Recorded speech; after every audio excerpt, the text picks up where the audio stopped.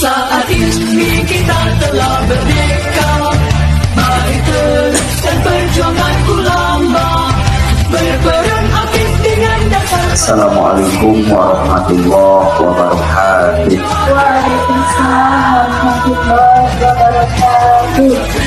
Alhamdulillahirabbil alamin. Wa bihi nasta'inu ala umuri dunya waddin.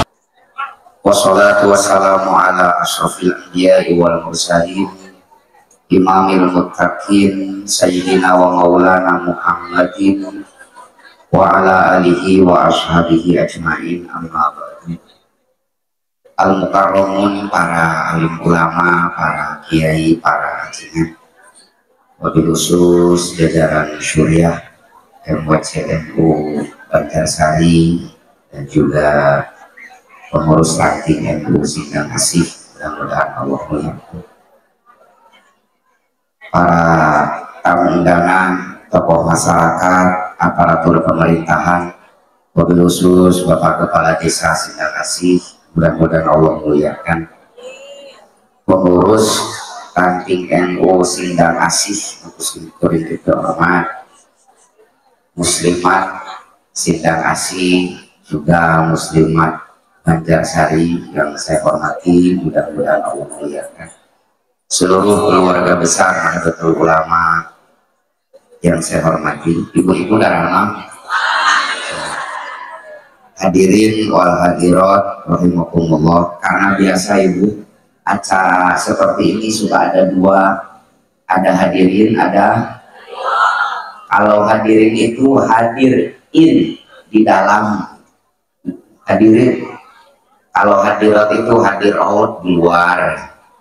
Nah, ibu-ibu yang sedang mendapatkan vitamin H itu hadirat. Matahari baik untuk tulang ngandung vitamin D sebelum jam 9. Kalau setengah 11 seperti ini itu ngandung vitamin H. Hidung gitu.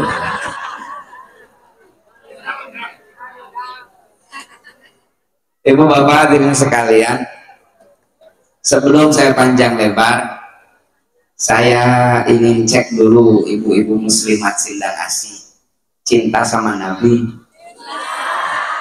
kenal sama Nabi, betul. Kemarin saya sudah sampaikan di Cangkring, takut ada yang lupa. Makanan favorit Nabi itu apa, Bu?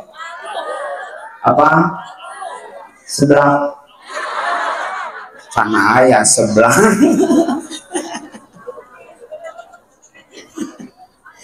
Makanan kesukaan Nabi itu apa, Bu? Walu. Ini penting kita sosialisasikan guys ya. Karena selama ini yang sering kita dengar makanan favorit Nabi itu kurma.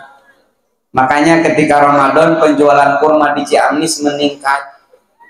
Pertanyaan saya, kalau penjualan kurma di Ciamis meningkat, yang untung siapa? Petani Timur Tengah, karena di Ciamis itu tidak berbuah. Coba kalau kita sampaikan fakta ini, bahwa makanan yang paling disukai Nabi tewalu, mungkin ekonomi petani kita sedikit terangkat. Jadi Ramadan ayat nama sunnah Rasul teh kolak. Makanya kalau ada yang tanya, naon tadi muslimatan teh kolak. Ibu bapak hadirin sekalian, kadang saya sering ditanya, untuk apa kita ber-NU?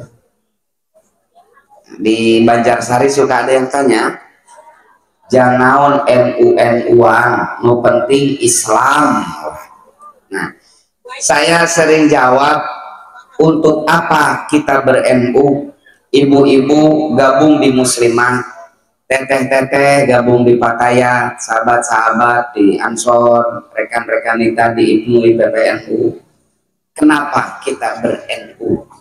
Jadi tema Yaumul Istimah kita hari ini, karena Yaumul Istimah itu pengajian khas Nahdlatul Ulama. Jadi isi pengajiannya sedikit banyak harus mengkaji tentang ke-NU-an. Tema kita kali ini, untuk apa kita ber-NU? di dalam anggaran dasar Nahdlatul Ulama pasal ke-8. Pasal ke-8, Bu? Ke-8. Ditulis tujuan NU berdiri. Ada 4 tujuan NU berdiri dalam pasal itu. 1, untuk tegaknya ajaran Islam yang berfaham Ahlus Sunnah wal. 2, untuk kemajuan bangsa. 3, untuk kemaslahatan umat. 4, untuk merealisasikan doktrin Islam rahmatan lil alamin. Jadi kita ber-NU itu tujuannya hanya 4 ini, Ibu. Untuk tegaknya syiar Islam aswaja, untuk kemajuan bangsa, kemaslahatan umat, dan sebagai realisasi dari doktrin Islam rahmatan lil. Untuk Islam aswaja sudah sering saya sampaikan di Banjarsari. Saya makmum sama guru-guru saya di Banjarsari, sudah sering kita mengadakan pondok pesantren, mengadakan pengajian mingguan, bulanan, ataupun dalam rangka pengajian apapun, itu semata-mata untuk mensyiarkan Islam Ahlus Sunnah wal. Yang kedua, untuk kemajuan bangsa. Makanya kita di Nahdlatul Ulama sering didoktrin oleh guru-guru kita, hubbul waton minal iman, cinta tanah air bagian daripada iman. Awas Pak Bu, hubbul waton pakai tok, jangan pakai dot. Kalau pakai dot jadi hubbul wadon. Hubbul waton minal iman. Ini juga sering saya sampaikan. Saya ingin tanyalah, saya tidak akan bahas dalil hubbul waton minal iman lah. Saya makmum sama Kiai Zaid di sini. Sudah sering disampaikan mana Al-Quran, hadis, dan fatwa-fatwa ulama tentang mencintai tanah. Wabil khusus besok, hari Selasa, 22 Oktober kita peringati sebagai Hari Santri Nasional, itu untuk mengenang realisasi dari hubbul waton minal iman yang mengeluarkan resolusi jihad Nahdlatul Ulama tanggal 22 Oktober tahun 1945. Saya ingin tanya saja ibu-ibu muslimat, ibu cinta ke Indonesia? Nama lempeng belah dinyama. Bu, cinta ke Indonesia? Asap ngaduakeun Indonesia? Sombong. Ibu cinta ke Indonesia? Cinta dong. Asap ngaduakeun Indonesianya? Bukan. Ibu, wujud cinta kita terhadap Indonesia karena cinta itu perlu pembuktian. Saya sering mencontohkan, misalkan suami ibu sehari 5 kali bilang I love you, selesai sholat subuh berbisik ke ibu, misalkan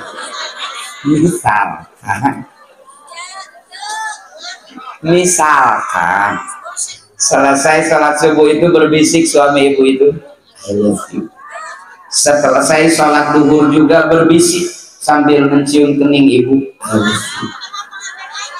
tapi belum pernah memberi nafkah. Kira-kira ibu percaya tidak? Kenapa tidak percaya? Tidak ada bukti. Pami saur bahasa Sunda teh mah teu aya buktos ngan ukur waos. Nu kitu namina manajemen buntu. Nah buntu. Kita sering teriak-teriak hubbul waton minal iman, cinta tanah air bagian daripada iman. Lalu apa buktinya kita mencintai Indonesia? Dicontohkan oleh Nabiullah Ibrahim alaihissalam di dalam surah Al-Baqarah ayat 126. Surat apa Bu? Ayat Wa idh qala Ibrahim rabbij'al hadza baladan amina warzuq ahlahu minas samarat. Kata Nabi Ibrahim, ya Allah, jadikan negeri ini negeri yang aman dan limpahkan kepada penduduknya rizki dari beraneka ragam tumbuhan. Kata Imam Thohir Ibnu Ashur dalam tafsir beliau At-Tahrir wa Tanwir, beliau menyampaikan doa ini masyhur dari Nabiullah Ibrahim, tapi sejatinya inilah doa setiap para nabi untuk tanah airnya. Tidak ada satu orang nabi pun yang tidak mencintai tanah airnya. Seluruh para nabi mencintai tanah airnya.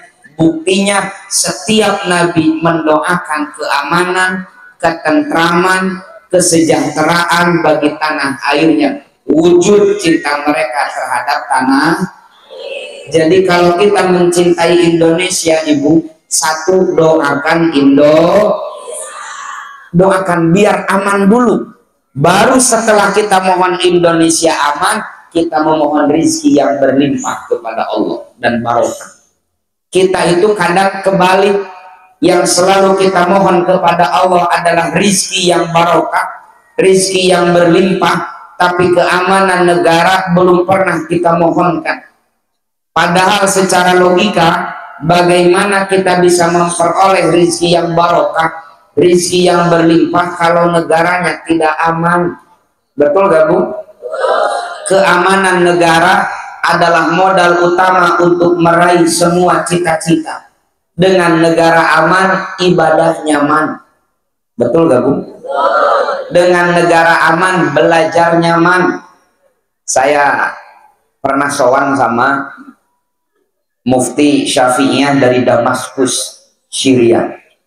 Namanya Syekh Adnan Al-Afyuni, penulis kitab Al-Alaqah Baina Jin wal Waqar. Beliau, saya 2 kali ketemu beliau. Setiap bertemu beliau mengingatkan, bersyukurlah kalian menjadi bangsa Indonesia, karena kalian hidup di negara yang aman, sehingga kalian bebas mengamalkan ajaran agama tanpa was-was. Kami ini di Suriah, kata beliau, jangankan untuk pengajian seperti sekarang ini, pengajian akbar seperti sekarang ini, Ibu, hanya untuk Jumatan saja, kata beliau, kami ini was-was karena negara tidak aman. Ketika kami khidmat ibadah Jumat, kadang tiba-tiba bom bunuh diri meledak di tengah-tengah masjid. Saudara-saudara kita kemarin di Palestina, Ibu, hari Jumat kemarin, mau Jumatan saja takutnya minta ampun, takut ada roket Israel meledak di masjid mereka. Jantan Ibu Bapak, di negara-negara yang sedang berkonflik, negara yang tidak aman, badai Jumatan wae sieun itu, dan negara nanti aman, badai panawasan kieu teh sieun bisi aya bom bunuh diri, di urang mah bakatku aman, alhamdulillah, nuju panawasan tiasa kulem, alhamdulillah. Numawi anu tunuh, anu nunutan, mama lajengkeun hese di Suriah. Numawi mintalah kepada Allah, sebutlah keamanan Indonesia dalam setiap doa-doa kita, karena keamanan negara itu mahal harganya. Jadi kemah Rabbij'al hadza baladan amina warzuq ahlahu minas samarat, baru kita memohon kepada Allah yang lain. Kuncinya negara aman dulu, karena negara aman ibadah nyaman, negara aman belajar nyaman, negara aman bisnis nyaman, negara aman poligami aman. Kuncinya negara aman dulu. Dan Ibu, kalau kita memohon kepada Allah agar Indonesia aman, maka ucapan kita, perilaku kita, status kita di media sosial harus mengarah kepada ketenangan, keamanan, ketentraman bangsa yang kita cintai ini. Wabil khusus bulan depan bangsa kita akan melakukan hajat politik, pemilihan gubernur dan kepala daerah serentak se-Indonesia. mohonkan kepada Allah agar Allah tetap menjamin ketenangan, keamanan bangsa yang kita cintai ini. Berbeda pilihan, santai saja. Beda pendapat, santai saja. Siap, Bu? Karena berbeda itu adalah hal yang alamiah. Jangankan beda pendapat, beda pendapatan pun biasa. Doakan Indonesia aman. Tapi Ibu, kalau kita memohon Indonesia aman, hati-hati. Ucapan Ibu, status kita di media sosial harus mengarah kepada ketenangan, keamanan bangsa yang kita cintai ini. Jangan sebaliknya, kita memohon negara aman, tapi di medsos provokatif, di medsos nyebar-nyebar berita bohong, di medsos nyebar-nyebar hoax. Ibu terang hoax terang ya hoax. Di orang Sunda abdi sok dicarang usah teh ujang ulah hoax aya nama usul hoax itu. Bu, hoax itu bahaya. Nabi Adam diusir oleh Allah dari surga itu gara-gara hoax, Bu. Kan dikisahkan di dalam Al-Quran, Nabi Adam sedang santai-santai duduk di surga dengan istrinya. Siapa istri Adam itu? Bu Adam. Siapa istri Nabi Adam? Bu Adam. Datang iblis. Kau tahu di pojokan sana, ya, di sana itu ada pohon besar, namanya Sajaratul Khuld, pohon keabadian. Kalau kau makan buahnya, kau akan kekal di dalam surga. Itu bohong, itu hoax, itu hoax. Adam tidak percaya itu. Masa? Kata iblis, demi Allah dan benar. Jadi Adam bukan percaya sama iblis, Pak. Tapi Adam sedikit pun tidak mengira ada makhluk Allah yang berani bersumpah atas nama Allah untuk kebohongannya. Kata iblis, demi Allah benar. Dan singkat ceritalah, Adam makan buah huldi, Allah murka, Allah usir Adam dari surga. Jadi korban hoak pertama dalam sejarah peradaban manusia adalah Nabiullah Adam alaihissalam. Dan konten kreator penyebar hoak pertama dalam sejarah adalah iblis. Jadi kalau ada orang Banjarsari yang kerjanya nyebar-nyebar berita bohong, nyebar-nyebar provokasi, jangan-jangan balatnya wala tattabi'u khutuwati syaitan. Janganlah kita mengikuti langkah-langkah setan, salah satunya menebar berita bohong, berita hoax bahaya. Sayyidina Utsman bin Affan radhiyallahu anhu harus meregang nyawa, terbunuh gara-gara hoax yang disebarkan oleh orang yang tidak bertanggung jawab. Siti Aisyah, sang istri terkasih Nabi, harus menahan malu berminggu-minggu gara-gara berita bohong, gara-gara hoax yang disebarkan oleh orang yang tidak bertanggung jawab. Jadi bahaya hoax itu, Ibu. Makanya saya selalu berdoa di pagi hari, Allahumma inni a'udzubika min syarri ma hoax.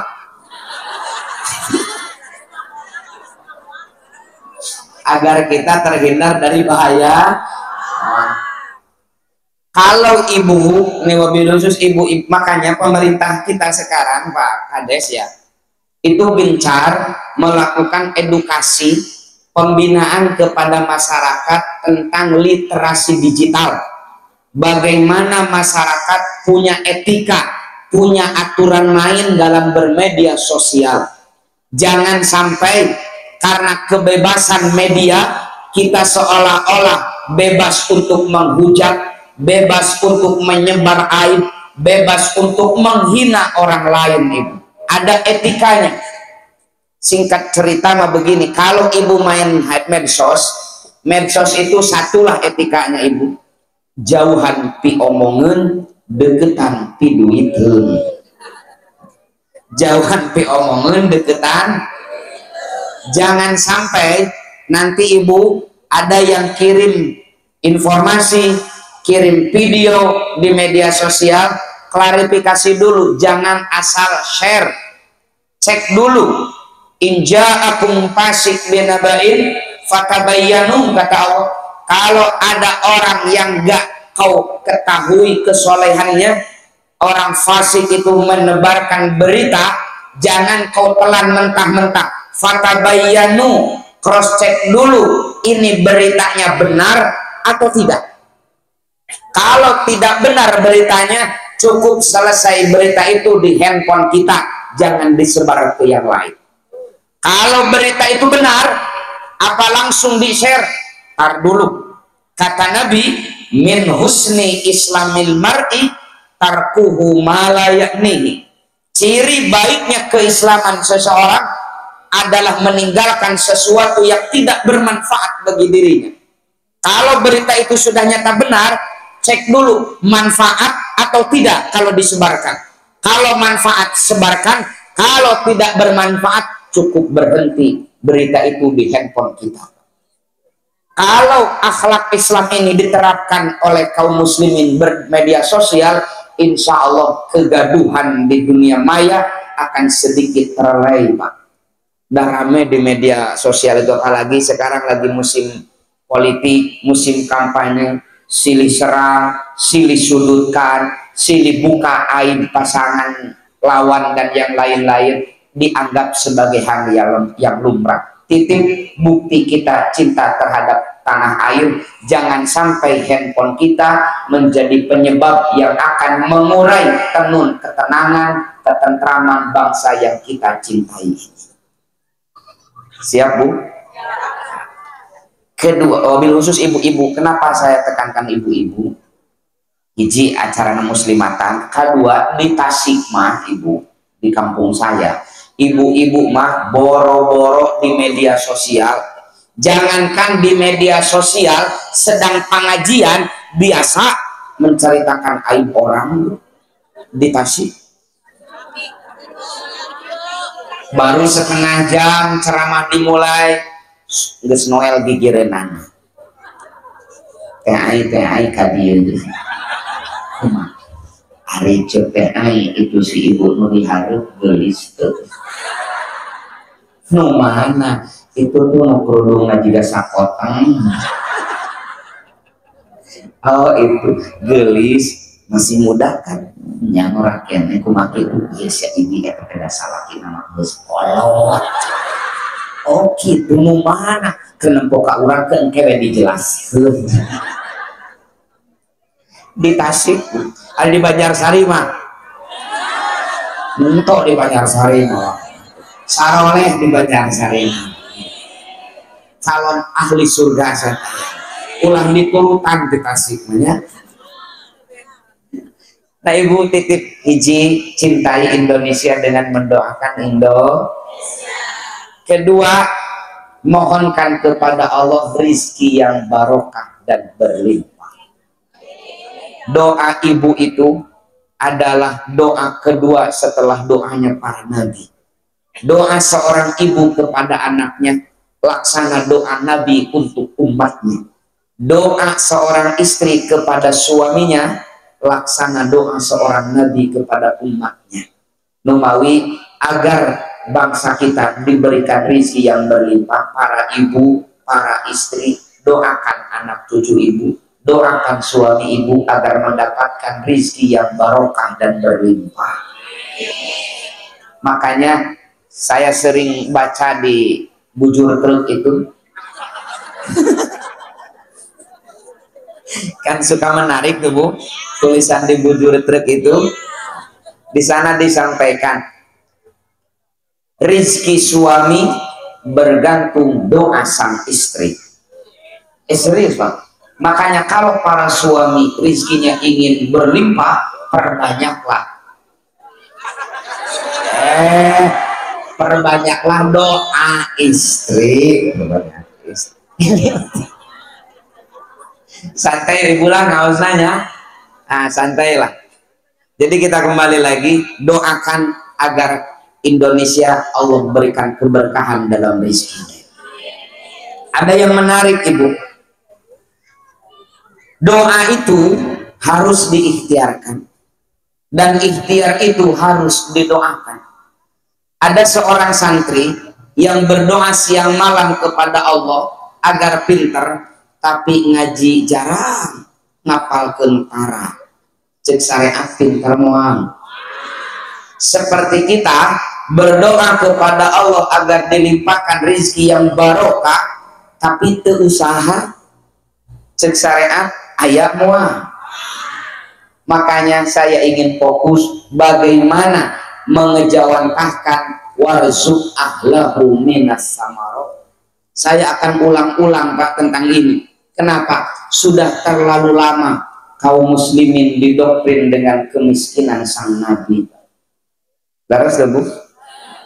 Kemarin tanggal 1 September Pak Yai Jae, saya ngobrol dengan Pak JK, Pak Yusuf Kala itu. Pak JK mengeluarkan data dari Forbes Institute. Dari 100 orang terkaya di Indonesia, jadi ada lembaga yang mendata harta kekayaan orang Indonesia, terpilihlah 100 orang paling kaya di Nusantara. Dari 100 orang terkaya di Nusantara, muslimnya cuma 8 orang. Padahal kita mayoritas. Lebih dari 80% umat Islam di Indonesia itu. Tapi nu beungharna nganda 8 orang. Dan kalau kita tanya, dari 8 orang muslim terkaya itu, NU-na sabaraha urang? Jawabannya sapotong. Itu hiji, sapotong. Siapa? Pak Yusuf Hamka. Kenapa sapotong can lulus dari PKPNU? Jadi NU-na karek sapotong. Ini PR besar bagi kita, warga Nahdlatul Ulama. Kenapa kemiskinan begitu merebak di tengah-tengah kita? Bahkan belakangan ini ada laporan bahwa kemiskinan di Indonesia menurun, Pak. Iya, menurun dari orang tua ke anaknya maksudnya. Ini PR bagi kita, wabil khusus ibu-ibu. Pak, jangan rendahkan ibu-ibu loh. Kata siapa ibu-ibu itu manusia lemah? Enggak. Ibu itu manusia kuat. Bener. Serius. Catat, kata siapa perempuan adalah makhluk yang lemah. Yang lemah itu justru laki-laki. Makanya obat kuat untuk siapa? Laki-laki. Bukti bahwa laki-laki itu manusia yang gak ada obat kuat buat perempuan. Kenapa? Perempuan itu makhluk Allah yang paling kuat. Ras paling kuat di bumi ini ibu-ibu. Di jalan raya wayan polisi tuh yang ngomel ke ibu-ibu. Rifting ke kanan, belok ke kiri.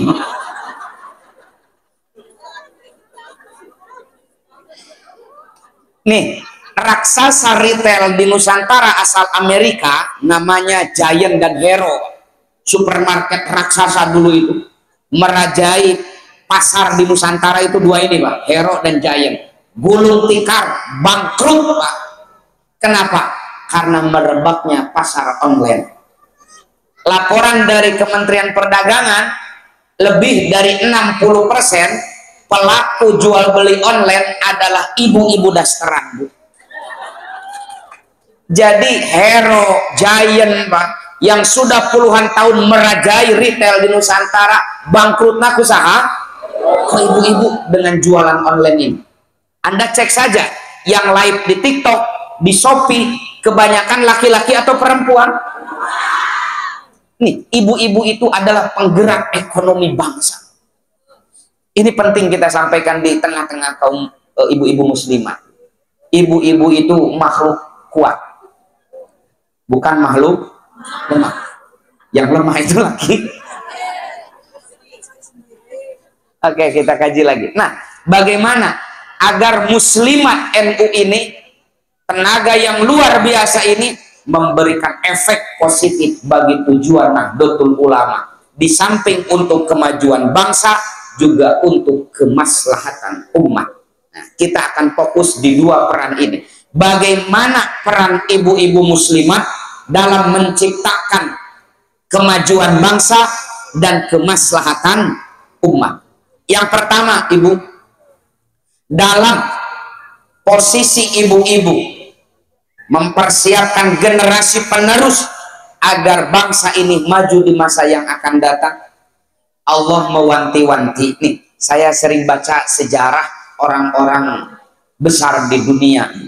Saya banyak membaca banyak orang besar yang merubah peradaban dunia, ternyata dibesarkan hanya oleh ibunya sendiri, single parent, seorang janda.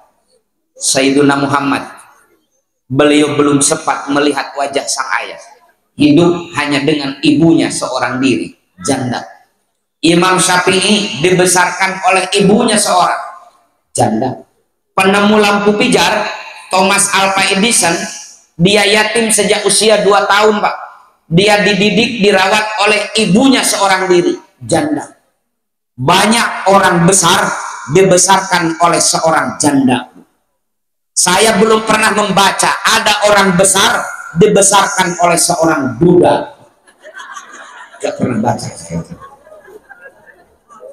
Sok sah. Kenapa bapak-bapak mah ketika istrinya pupus yang dipikirkan itu bukan anaknya, tapi bagaimana mengganti ibu anak-anaknya. Serius sih. Masa bela. Tunggu dulu, santai saja. Lalu bagaimana kita mengkoordinir ibu-ibu yang super ini, yang terikat di dalam Jamiah Muslimat NU, bagaimana menggerakkan potensi ini agar bisa menciptakan kemajuan bangsa dan kemaslahatan umat. Satu, Bu. Di dalam surah An-Nisa ayat 9 kalau tidak salah, Allah mengingatkan kita, wal yakhshal ladzina law taraku min khalfihim dzurriyyatan dhi'afa khafu 'alaihim falyattaqullaha wal yaqulu qawlan sadida.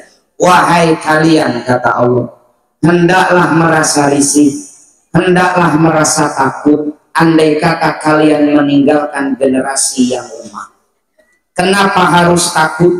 Karena tantangan yang akan dihadapi oleh anak cucu kalian 5, 10, 20 tahun ke depan akan jauh lebih berat daripada tantangan yang kalian hadapi hari ini.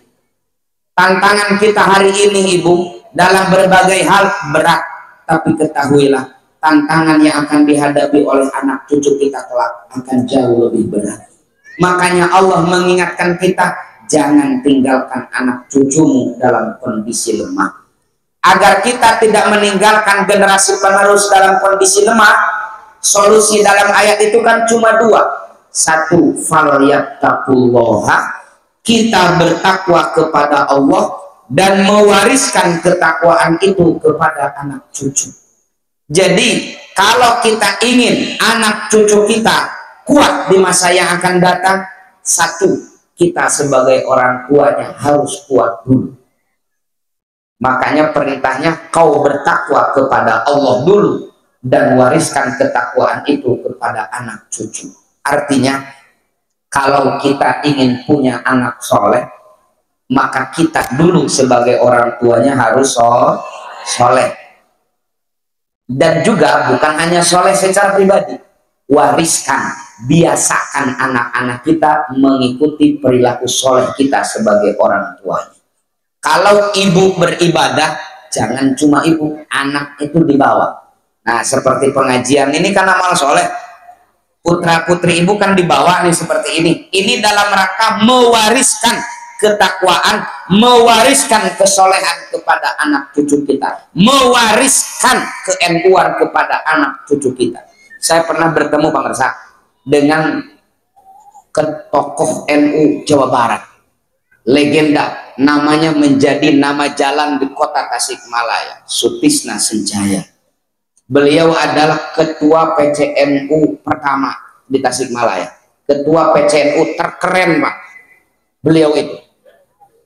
Saya kemarin wawancara dengan zuriyahnya, Pak. Tak ada satupun dari anak dan cucu beliau yang kenal NU. Bahkan ada cucu beliau itu LDII. Padahal almarhum Pak Sutisna Senjaya itu Pak terkenal luar biasa. NU Tasikmalaya sampai Jombang tahu, Hadratus Syekh tahu syariatnya dari Sutisna Senjaya, karena beliau di samping seorang wartawan juga sebagai akademisi Pak. Tapi kenapa anak-anaknya tidak ada satupun yang kenal NU? Ketika saya ngobrol, tahu jawabannya apa? Da baheula pun bapak karang ngajak abdi ka NU. Beliau aktif di NU, beliau sendiri abdi mah tara diajak. Jadi kalau bapak ibu sekarang aktif di NU, kenalkan anak-anak kita kepada NU sejak kecil. Acara NU teh murang kali bekal. Kenapa? Biar kenal dengan NU sejak kecil. Yang kita harapkan ketika dia dewasa kelak sudah tidak asing dengan NU itu. Ini penting ibu. Kalau bapak ibu ibadah, jangan hanya ibu bapak, anak itu bawa untuk proses mewariskan kesolehan. Misalkan upami bapak berjamaah ke masjid, tekenging bapak ngumpul murang kali kecana. Hari suami ibu kalau berjamaah ke masjid, anak suka dibawa enggak? Enggak dibawa atau enggak berjamaah suaminya? Ini penting bu. Ini penting. Kalau kita tidak pede dengan kesolehan kita sebagai orang tua, kalau anak kita melihat mengikuti kesolehan kita orang tuanya, tak pede, tak apal orang teh kumaha ibadah teh, kumaha ilmu teh. Titipkan anak-anak kita di lembaga yang membiasakan kesolehan, yaitu pondok pesantren. Menitipkan anak kita di pondok pesantren adalah realisasi pengejawantahan daripada falyattaqullah. Kita bertakwa dan mewariskan ketakwaan itu kepada anak cucu. Ini sering dibahas. Yang jarang dibahas tuh solusi nomor 2 bu. Wal yaqulu qaulan sadida, kalian bicara benar. Saya baca di dalam tafsir Al-Munir karya Syekh Wahbah Zuhaili, qaulan sadida, bicara benar dalam ayat ini benar dalam 2 hal. 1 benar kontennya, 2 benar konteksnya. Isinya benar, penyampaiannya baik. Jadi qaulan sadida itu kalau istilah kita, kalian harus bicara di hadapan mereka dengan baik dan baik penyampaiannya, benar isinya. Karena banyak perkataan yang isinya benar tapi penyampaiannya kurang baik, jadi jelek ibu. Contoh, ibu bagus gak? Bener gak? Disuruh olahraga oleh suami biar sehat. Saya tuh bu, tapi suami ibu bilangnya begini, ma, cik aku sih getol olahraga, ngarah body teh bubuk bentuknya, ya mamanya amu ya kaki itu. Tuh tinggal mah body tatangga ke ngepel mani bohai mah. Tapi sok olahraga, ibu raos dikitukeun. Untung gelas tengah layar.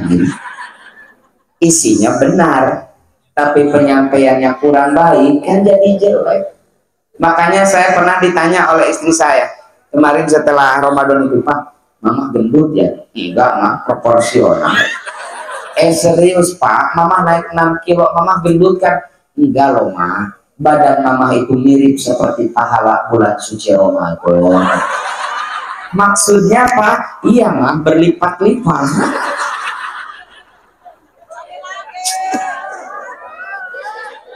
Coba kalau kita iakan gendut Pak, meureun baeud. Tapi ketika kita sebut mirip seperti pahala bulan suci Ramadan, senyum-senyum isi saya ibu. Padahal isinya sama, amu yakah.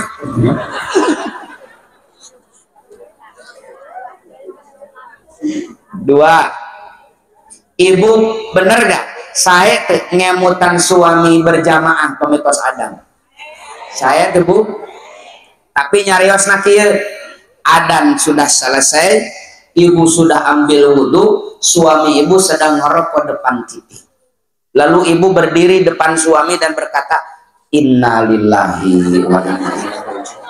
Cik atuh bapak teh gerak insaf dages kolot, kita adan tata di nonton TV teh nyempuan pisan, barudak mau bilang.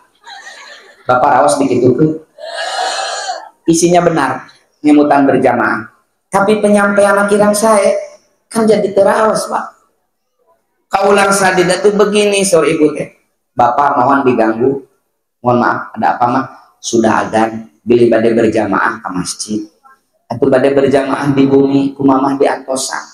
Mamah sok rada husu ari di imaman ku bapak. Padahal sebenarnya ibu teh tara husunya di imaman ku salaki teh sok rudet bacaanna nararane. Pernah hari tadi imaman ku salaki maghrib maklum berenang suami ibu tak biasa jadi imam, grogi baca wal asri awalnya akhirnya jadi watini.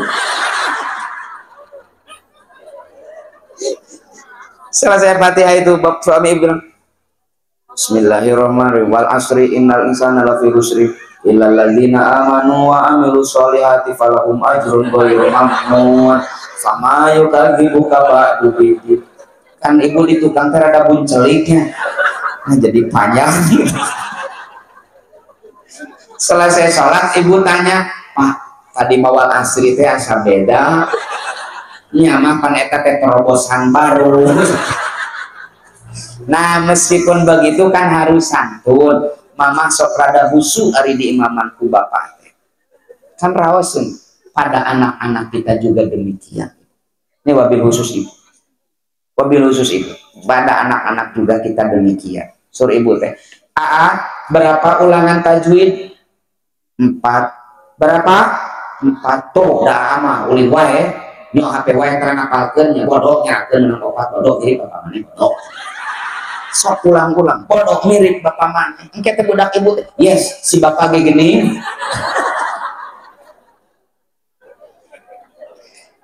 Meskipun benar putra ibu itu bodoh, tapi jangan bilang bodoh di hadapan anak itu menghancurkan rasa percaya dirinya. Sapertos ibu ge sadar body tetep umum bentuk tapi kan disebut anu yatak mah teu ngeunah. Laras Bu, anak-anak kita juga demikian.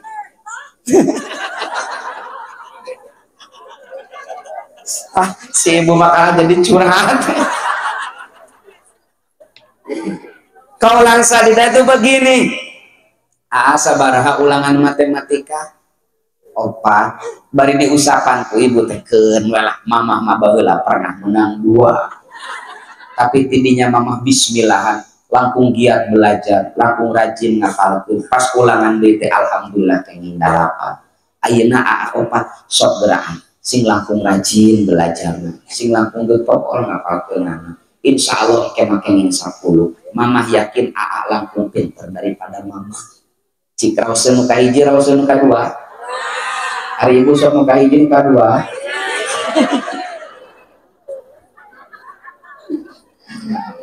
Ada yang menarik Pak, kisah dari ibunda Thomas Alva Edison. Ketika Thomas Alva Edison kelas 2 SD Pak, sekitar usia 7 atau 8 tahun, pihak sekolahnya sepakat untuk mengeluarkan Thomas Alva Edison karena di bawah standar. Singkat cerita, kepala sekolah menulis surat kepada yang terhormat ibunda Thomas Alva Edison. Panjanglah merenang. Kami di sekolah sudah berulang kali memantau perkembangan putra ibu. Tapi mohon maaf, putra ibu itu tidak bisa mengikuti pembelajaran di kelas karena oon. Rang oon di bawah bodoh oon. Jadi tidak bisa mengejar teman-temannya. Mohon maaf, pihak sekolah tidak bisa menerima Thomas untuk belajar di sini. Dilipat, kata gurunya, Thomas kasih surat ini ke ibu. Maklum anak kecil dan bodoh Pak, Bu. Ya, pulanglah Thomas ini. Diberikan kepada ibu. Ibunya membaca isi surat yang seolah-olah ibu manalah yang kuat mendengar kabar anaknya dikeluarkan dari sekolah gara-gara bodoh yang luar biadab. Kabayang ku ibu, pami putra ibu dikeluarkan ke sekolah gara-gara bodoh, sedih tuh. hancur dunia. Si ibu tak mampu menahan air matanya. Lalu dengan polos Thomas itu bertanya, kenapa ibu menangis? Isi surat itu apa? Kan belum bisa baca. Kata ibunya sambil melipat surat, Mas, teman-teman di sekolahmu, di kelasmu itu tidak bisa mengejar kecerdasan. Pihak sekolah sudah angkat tangan, kau itu terlalu cerdas, terlalu spesial untuk belajar di sekolah. Terus sekarang Thomas belajarnya di rumah sama mama. Si Thomas pede disebut pintar teuing. Padahal faktanya bodoh teuing. Tapi seorang ibu bilang Thomas teh pintar teuing. Urang di bumi we belajar na jeung. Ibunya itu kan penjualnya lokal koran, penjual koran. Pagi-pagi dia jual koran, jam 9 dia pulang. Kadang ada koran yang belum terjual dibawa ke rumah, lalu Thomas yang baca. Terus berulang kali dididik oleh ibunya, dididik, baca koran, dimotivasi. Akhirnya Thomas tertantang untuk melakukan berbagai uji coba yang dia pelajari, yang dia baca dari koran dan cerita ibunya itu. Singkat ceritalah, Thomas sukses menjadi penemu yang luar biasa. Suatu hari Thomas akan dianugerahi Nobel sebagai orang tercerdas di dunia pada saat itu. Salah satu penemuannya tentang lampu pijar itu yang menerangi dunia. Singkat cerita, Thomas harus pindah ke kota. Ibunya telah wafat. Dia beres-beres mau membawa barang-barang yang diperlukan di sana. Ketika sedang merapikan barang-barang untuk pipak, surat yang dulu dari sekolah terjatuh. Thomas baca. Dan Thomas membaca, dagus pinter, membaca surat dari sekolah dulu itu bukan bilang Thomas terlalu cerdas, tapi bilang Thomas terlalu bodoh untuk mengikuti pembelajaran di sekolah. Tapi sang ibu bilang ke Thomas, Thomas itu terlalu cerdas untuk di sekolah. Kebayang kalau ibu jadi seorang ibu Thomas. Kalau ibu Thomas jujur bahwa Thomas itu terlalu bodoh untuk belajar di sekolah, kira-kira Thomas jadi anak yang sukses enggak? Kira-kira Thomas akan menerangi dunia dengan pemikiran-pemikirannya? Kenapa Thomas jadi cerdas, jadi sukses? Karena kata-kata ibunya. Numawi titip ke ibu-ibu, jangan mudah untuk berkata-kata kasar, berkata-kata kotor kepada anak-anak. Kenapa? Karena lidah ibu itu, lisan ibu itu, saur bahasa Sunda tema sacidul metu saucap nyata. Ibu terang emut keneh legenda Malin Kundang. Kenapa Malin Kundang jadi batu? Lisan ibu. Jadi batu, iya jadi batu. Kumaha kami ke ibu keur marah keur ngamuk kalau jadi batu. Belegu bodoh banget. Kumaha lamun jadi bodoh jadi banget. Siapa yang rugi? Siapa yang salah? Makanya nanti kalau ibu melihat anak ibu teh bangor pisan, keur digoyengkeun teh dasar calon bupati sugan. Jadi doa Bu, ini penting. Ibu-ibu itu adalah madrasatul ula, madrasah, sekolah pertama dan paling utama bagi anak-anaknya adalah ibu. Namawi ibu-ibu muslimat ini perlu kita kawal, perlu kita edukasi. Kenapa? Karena masa depan bangsa 5, 10, 20 tahun ke depan bergantung para ibu-ibu ini dalam mendidik anak-anaknya. Makanya benar, ibu itu harus dicerdaskan. Yang harus pertama dicerdaskan adalah ibunya, karena anaknya akan belajar lama dengan ibunya. Numawi ka ibu-ibu, ajak ibu-ibu yang lain gabung di Muslimat NU. Kenapa? Di Muslimat NU ini kita dididik, kita dibina bagaimana menjadi ibu terbaik bagi anak-anaknya. Kalau ibu-ibu tidak gabung dengan ibu-ibu muslimat, dia jarang pengajian, jarang diedukasi, jarang diberikan informasi. Lalu dia mendidik anak-anaknya macam apa nanti itu? Jadi ibu gabung di Muslimat NU itu bukan hanya untuk ibu, tapi untuk anak cucu ibu di masa yang akan datang. Mata sing semangatlah dalam bermuslim.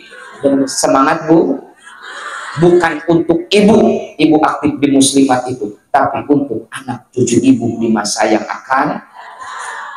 Jadi yang kedua, wal yaqulu qaulan sadida. Kita harus bicara baik dan satu. Kedua, bagaimana kita menciptakan kemaslahatan umat. Tujuan Nahdlatul Ulama didirikan. Poin ketiga adalah untuk kemaslahatan umat. Alhamdulillahnya, Kang Azhar, Sayyiduna Muhammad telah memberikan bocoran bagi kita.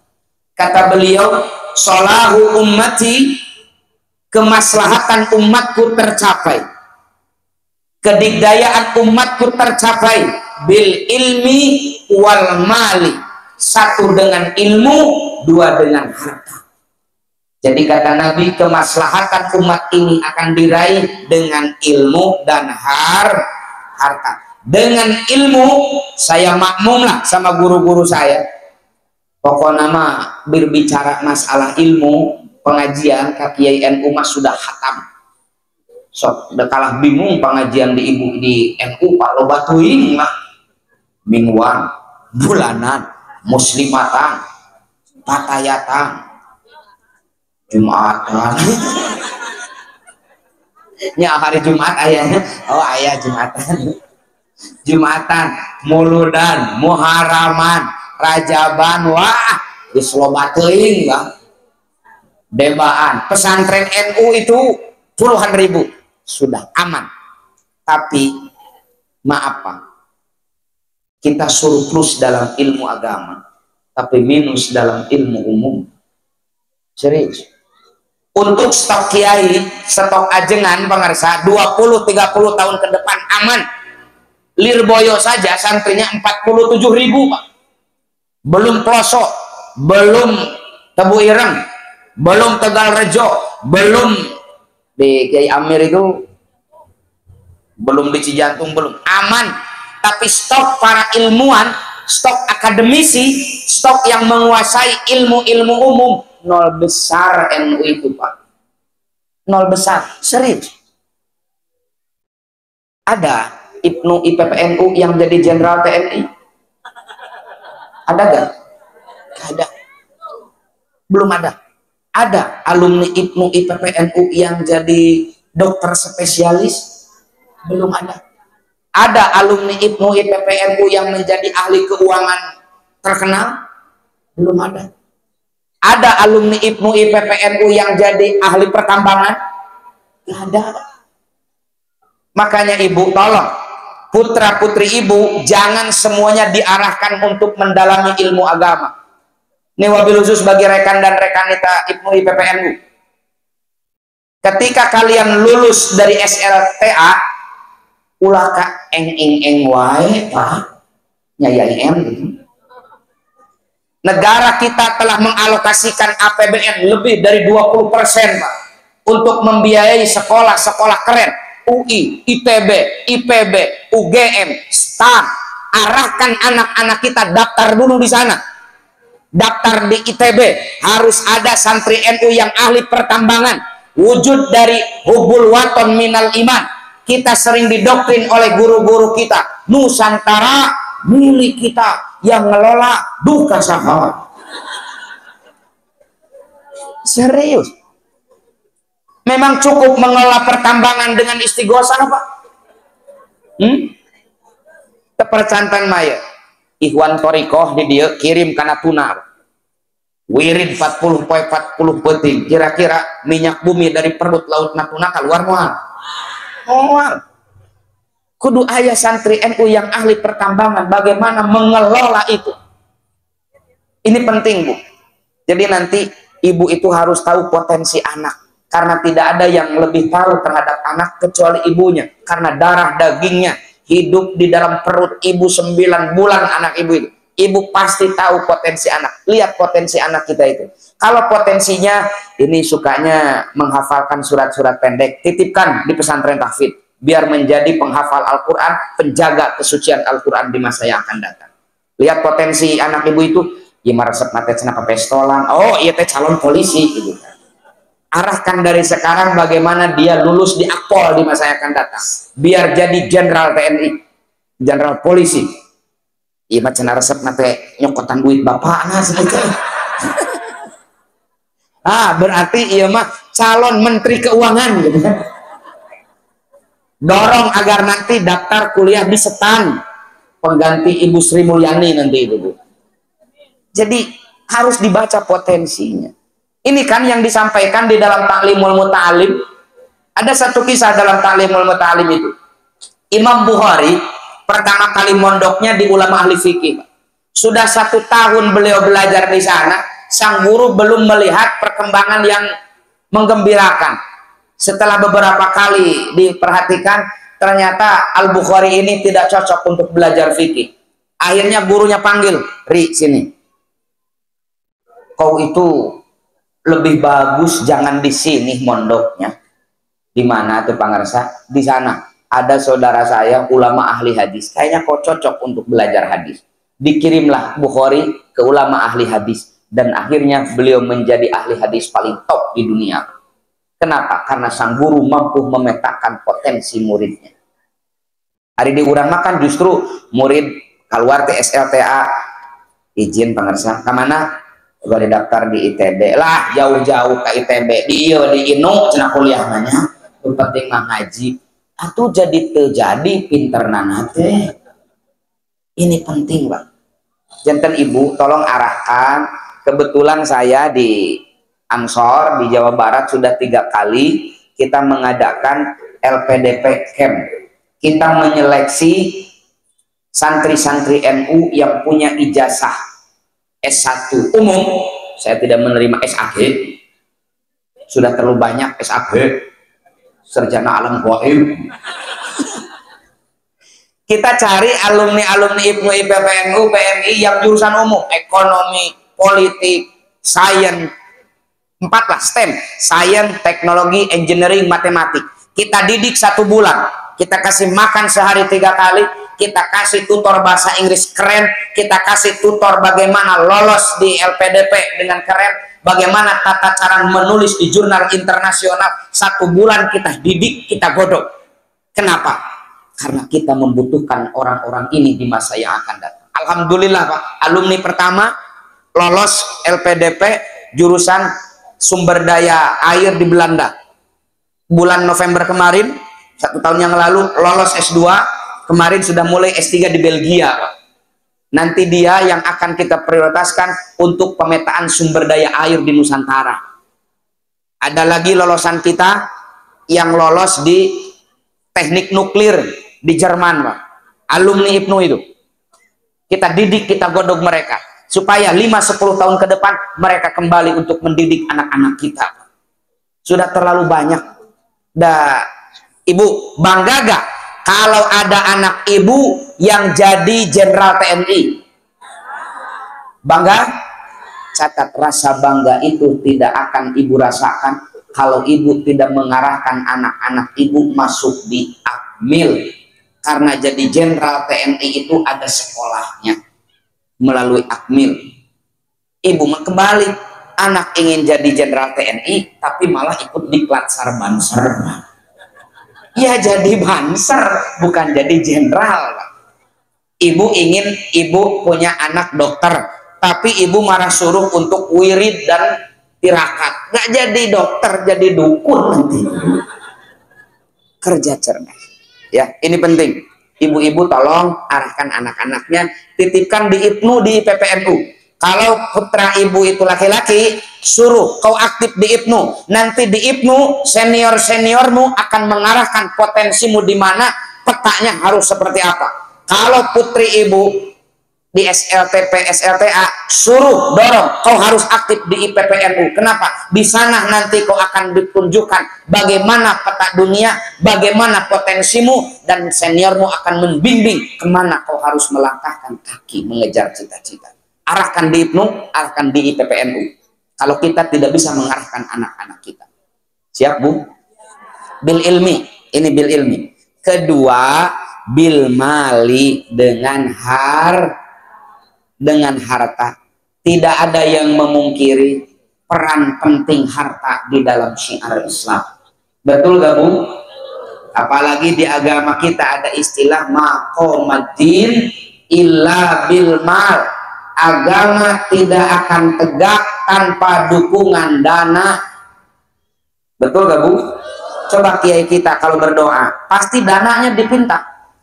Allahumma hasil maqasid. Ada ya Pak? Allahumma hasil maqasid. Lagu favorit ibu-ibu kalau imtihanan setelah magadir apa? Buah dana Bu. Ini penting. Saya sering sampaikan yang gratis dari rukun Islam itu cuma baca syahadat. Catat, yang gratis dari rukun Islam cuma baca 4, sisanya perlu dana. Betul gak Bu? Sholat perlu dana? Perlu. Masa sarung dan mau kena buat sholat menunggu pembagian caleg? Kan gitu ya. Orang NU harus kaya, orang NU harus pintar. Karena Nabi bilang kemaslahatan umatnya tercapai dengan 2 hal. 1 dengan ilmu, 2 dengan harta. Artinya kalau kita ingin mewujudkan tujuan NU didirikan, yakni untuk kemaslahatan umat, maka orang NU-nya harus pintar dan harus kaya raya. Pintar tidak kaya itu akan dipekerjakan, dipermainkan oleh orang kaya yang punya dana. Pintar tidak kaya itu akan mudah idealismenya tergadai hanya untuk seperti rupiah. Kaya tidak berilmu itu akan mudah dikibuli orang. Makanya orang NU harus pintar dan harus kaya. Kalau pintar harus dengan belajar, kalau mau kaya harus bekerja. Nah, kalau kata Pak Jokowi itu kerja. Jangan diam diri, tidur. Sakana yaskuno, diam tidak bergerak. Nanti dari sakana yaskuno kalau kita tasrif, kita kias akan ketemu dengan kalimat miskin. Betul gak? Jadi penyebab miskin itu sukun, diam tidak bergerak alias malas bekerja. Alhamdulillahnya organisasi kita namanya bukan sukunul ulama tapi nahdlatul ulama, kebangkitan gerakannya orang-orang yang berilmu. Jadi warga NU jangan hanya berdiam diri menanti mukjizat datang dari langit. Kalau kita ingin pintar, belajar. Kalau kita ingin kaya, bekerja. Siap Bu? Ini penting ya, harus bekerja. Nah di NU itu Pak, makanya karena kata Nabi kemaslahatan umatnya terdiri dari 2 sebab, 1 ilmu, 2 harta. Hadisnya 1 paket Pak. Tolabul ilmi faridotun ala kulli muslim. Pasangannya tolabul halali, tolabul kasbi, mencari rizki yang halal, faridotun ala kulli muslim. Sama fardunya Pak. Tapi sayangnya di kita yang sering dibahas itu nomor 1, tolabul ilmi faridotun ala kulli muslim. Makanya orang NU-nya semangat pengajian tapi kurang semangat kalau diajak bisnis, kalau diajak berusaha. Tolabul ilmi faridotun Pak sudah diterjemahkan menjadi lembaga pendidikan yang kokoh, jadi pondok pesantren, jadi sekolah dari tolabul ilmi faridotun. Tapi hadis pasangannya yang kedua, tolabul kasbi faridotun, jarang dibahas, jarang dikaji, sehingga tidak melembaga menjadi sebuah badan usaha yang luar biasa. Seharusnya idealnya kalau tolabul ilmi dikaji menjadi lembaga pendidikan, tolabul kasbi juga harus dikaji menjadi badan usaha milik Nahdlatul Ulama. Bummu itu Pak. Karena sama.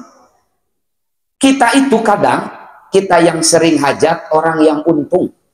Ibu terang bati. Nah, urang masuk lempar batu sembunyi bati. Urang nu hajat batur nuun. Contoh. Nusok pangawasan teh orang NU. Laras debu. Cai nanti mana? Nu batur, nu NU sanes. Jadi orang nu hajat batur nu untung, Pak. Betul? Nu sok pangawasan TNU. Ari sound system nu PMWC. Tendana nu MWC. Urang nu hajat batur nu ini penting. Bukan masalah berbagi. Dalam MWC aya berbagi deui jeung MWC teh nya. Ka pasar meuli ka MWC, meuli ka batur bayar ka MWC, ka batur mah batina kersi eta buat dipakai meuli kuota jangan goreng NU di media sosial, Pak. Tapi kalau kita belanjanya ke MWC, ke kader NU, itu uangnya, keuntungannya akan dialokasikan untuk pengembangan NU. Ini penting. Wabil khusus ibu-ibu sok kerudungna, laras batikna, soptekna. Itu keperluan pokok loh, Pak. Tiap bulan pasti beli itu. Pengeluaran wajib, betul Bu? Coba kalau kita pikirkan, kan di NU itu ada LP ya, Lembaga Perekonomian NU. Coba kalau kita data kebutuhan warga NU di Banjarsari misalkan, apa? Muslimat kebutuhannya apa saja yang primer? Balut, kerudung, parfum, bedak, data semuanya. Kira-kira skincare. Kira-kira ini yang bisa mengcover siapa? Adakah perusahaan atau adakah orang NU yang siap mendanai penyediaan bahan-bahan ini untuk dijual ke muslimat, nanti keuntungannya dikelola oleh MWC untuk kemaslahatan umat, pemberian modal kepada mereka kader kita yang membutuhkan, santunan kepada yatim piatu, anak banser, anak muslimat, anak kader NU yang kurang beruntung di beasiswaan dari MWC itu. Koin NU alhamdulillah, koin NU alhamdulillah. Tapi jangan berhenti hanya itu. Kita masih punya pasar bagus. Kemarin kita coba, Pak, pendataan kitab di pesantren-pesantren NU di Tasik, Pak. Itu kalau kita jujur, keperluan kitab untuk pesantren-pesantren NU di Tasik, Pak, per tahunnya tidak kurang dari 1,2 M. Saya cek toko kitabnya, gak ada yang aktif di NU, Pak. Toko kitab-kitabnya lain orang NU. Padahal 1 tahun itu tidak kurang dari 1,2 M. Pesantren NU itu beli di toko kitab itu. Gak terpikirkan kalau orang NU bikin toko kitab itu melalui RMI, Robito Ma'ahid Islamiyah, lembaga NU yang khusus mengelola pondok pesantren. Kebutuhan pondok pesantren kitabnya jangan kemana-mana, beri dari RMI, nanti keuntungannya dialokasikan untuk pesantren juga. Ini penting loh, Pak. Itu rada heres ya, diajak usaha artinya cara lohong. Ayo benghar. Tuh kan Pak, bukti orang NU mah diajak ngaji semangat, diajak benghar mah semangat. Nembe ku abdi diajak kumpul hoyong benghar. Padahal malaikatnya sedang mengaminkan doa kita. Pas barusan saya ajak mau kayak ceng malaikatnya apa serius mana mau coret mau jadi benghar semangat itu hoyong benghar yang di itu mah repet betah miskin Bu, semangat itu hoyong benghar usaha. Mari kita punya potensi yang luar biasa ini. Jangan sampai orang NU nu hajat batur nu untung. Ini pasar bagus ini. Mari pengurus ranting, pengurus MWC, kita gali potensi kader kita, potensi jamaah kita. Salah satunya bagaimana kita berbakti dan berbati. Berbakti dan berbati. Jangan lempar batu sembunyi bati. Ini penting saudara ibu-ibu, kan biasanya ibu-ibu sok dagang Tupperware-nya. Laras Bu, dagang Tupperware. Kan ini pasar ini. Pasar bagus. Mau jualan pasar bagus muslimat itu, Pak. Coba kita pikirkan bersama-sama. Harus ada ahli ekonomi yang memikirkan potensi ekonomi dari muslimat NU ini, Pak. yang memikirkan ekonomi dari MWCNU ini. Ini penting loh Bu. Kenapa? Agar kita menciptakan kemaslahatan umat. Yang kata Nabi, kemaslahatan umat tercapai dengan ilmu dan dengan harta. Penting harta itu Bu. Penting harta Bu. Penting. Makanya orang NU, satu harus pintar, dua harus kaya. Karena kemaslahatan umat, tujuan NU ketiga, kemaslahatan umat, dua solusinya, pintar, kaya. Lamun teu pintar, beunghar. Lamun teu beunghar, kaya. Ieu mah kaya henteu. Beunghar henteu. Manfaatna teh 5 tahun sekali pas pilkada. Lumayan satu suara. Mari kita rubah mindset kita. Orang NU harus pintar, orang NU harus kaya. Agar pintar belajar, agar kaya bekerja. Coba kalau acara muslimatan seperti ini, Kiai, baik tingkat ranting, apalagi tingkat MWC, ada UMKM kader-kader kita yang buka stand di sana itu. Ini penting loh, menggerakkan ekonomi. Memang Nabi tidak begitu. Ketika Nabi hijrah ke Madinah, Pak, setelah Nabi bikin masjid, Nabi bikin pasar, Pak. Namanya Pasar Bani Sa'idah, yang sekarang menjadi Pasar Madinah. Kita ini pasar bagus ini. Tapi coba, ada yang jualan kader NU? Bukankah ini pasar bagus? Kenapa gak ada kader kita yang jualan? Tapi ibu-ibu, bapak-bapak kader NU di Sindang Asih seueur nu icalan, seueur nu jualan. Ayeuna hadir teu jualan. Kunaon teu hadir? Kumaha? Oh, Bu, balanyana ka Sopi Lajada. Oke, suruh anak-anak Ibnu IPPNU bikin apa namanya? Marketplace itu, bikin pasar online di Shopee. Kebanyakan pami bade meser pembalut, nah Shopee na tandina ieu nya di toko ieu, kita gerakan bersama-sama. Ini penting Bapak. Kita sudah terlalu lama dimiskinkan, Pak. Ulah bertah miskin. Miskin bertah, Pak. Ini penting. Ya. Ya, ngeluh aja. Di NU mah mun ngariung teh Pak, ngan dua lamun teluh lah ciklah manawi jenanya. Dan banyak yang curhat sama saya itu Pak. Ada kader-kader yang buka usaha, sebulan 2 bulan maju, tahun depan ketemu bangkrut. Kenapa? Dianyu. Makanya benar di belakang bujur truk itu ada istilah Hiroshima hancur dengan bom, warung hancur dengan bon. Diaranyu. Ini penting lah. Mari kita pikirkan. Kalau bil ilmi kita makmum sudah terlembagakan. Ini Pak. Yang kedua PR kita bersama untuk dikaji.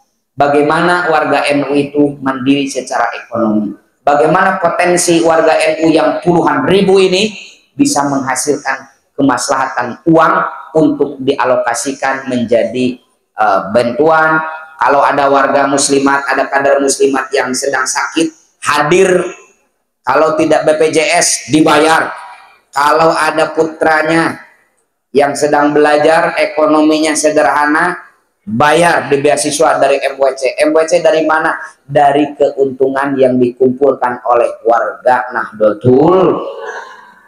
Ini penting. 8 tahun sebelum NU berdiri, ya, 6 tahun sebelum NU berdiri, Ibu, Mbah Hasyim Asy'ari dan Mbah Wahab Hasbullah itu mendirikan lembaga usaha, mendirikan koperasi pondok pesantren namanya Nahdlatul Tujar, kebangkitan para ekonom.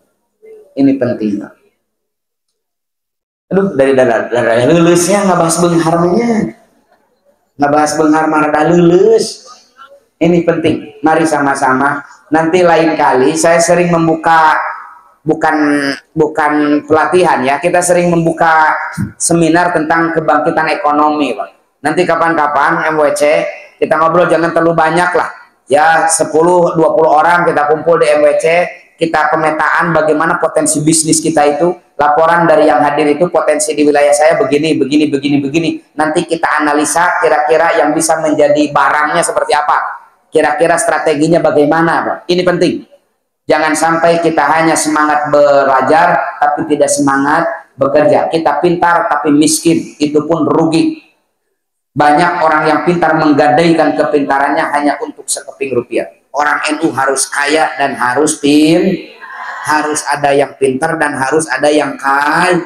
Nanti dikumpulkan melalui Nahdlatul Ulama, dikelola, dimanage untuk menciptakan keselamatan, kesejahteraan, kemaslahatan umat. Wabil khusus ibu-ibu lah. Ibu-ibu potensi yang luar biasa. Sekali lagi camkan, ibu-ibu jangan minder. Ibu itu adalah makhluk kuat. Catat. Ibu-ibu itu makhluk. Ibu mampu mencetak anak yang merubah dunia. Ibu-ibu mampu melahirkan anak yang menjadi penerang bagi semesta. Berarti ibu-ibu itu potensinya luar biasa. Ulah minder sing pede sakali deui tanamkeun dina emutan. Ibu-ibu itu, perempuan itu makhluk kuat, mampu menahan beban, mampu mengandung 9 bulan. Suami ibu ulah 8 bulan, saminggu we gantolan kalapa di dieu mah. Stres. Ibu-ibu mah kuat. Numawi titip ibu-ibu muslimah, ajakan deui, ajak ibu-ibu yang lain yang belum gabung di muslimat, ayo gabung di muslimat.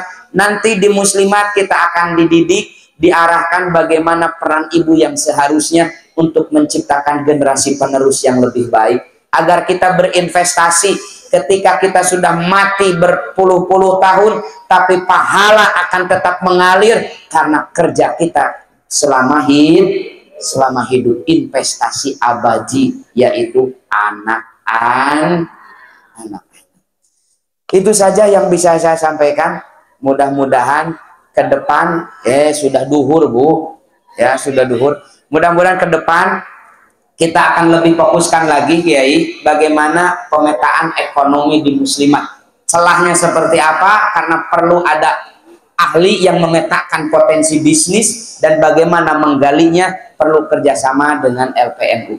Mudah-mudahan muslimat Sindang Asih semakin maju.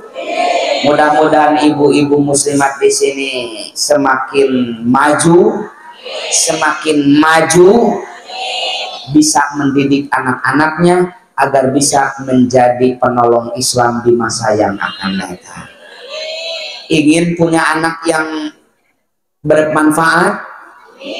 Tadi satu apa Bu?